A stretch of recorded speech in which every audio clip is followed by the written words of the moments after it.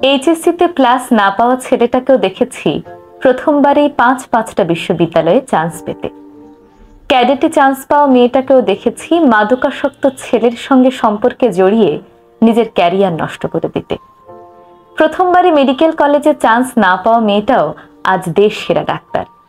বিশ্ববিদ্যালয়ের সবচেয়ে কম সিজিপিএ নিয়ে বের হওয়া শিক্ষার্থীটাও আজ লাখ টাকা ইনকাম করছে সৎ পথে। বিশ্ববিদ্যালয়ে কাঁপানো সুন্দরী মেয়েটি তার আজও বিয়ে হয়নি, কারণ সে একটির পর একটি ছেলে পাল্টাচ্ছে বেটার অপশন খুঁজে পাওয়ার জন্য। বন্ধু মহলে সবচেয়ে বেশি হাসি তামাশা করা হতো যে বন্ধুকে নিয়ে, আজ তার সুন্দর একটি গোছানো সংসার হয়েছে। টিউশনি করিয়ে নিজের লেখাপড়ার খরচ চালানো সেই ছেলেটি আজ ব্যাংকার। কোনো কিছু কিভাবে শেষ হবে বা সাফল্য কখন এসে ধরা দেবে সেটা নির্ভর করে সৃষ্টিকর্তার ইচ্ছে এবং মানুষের প্রচেষ্টার উপর। তাই কোনো কিছু পেয়ে গিয়ে হাল ছেড়ে দিলে তা হারানোর সম্ভাবনাটাই বেশি থাকে।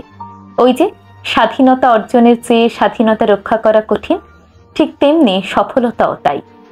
তাই নিজের জীবনের প্রতিটি ক্ষেত্রে প্রতিযোগিতা চালিয়ে যেতে হবে নিজের সাথে নিজেকে প্রতিজ্ঞাবদ্ধ হতে হবে সফলতার জন্য শেষ লড়াইটা পর্যন্ত লড়ে যাব।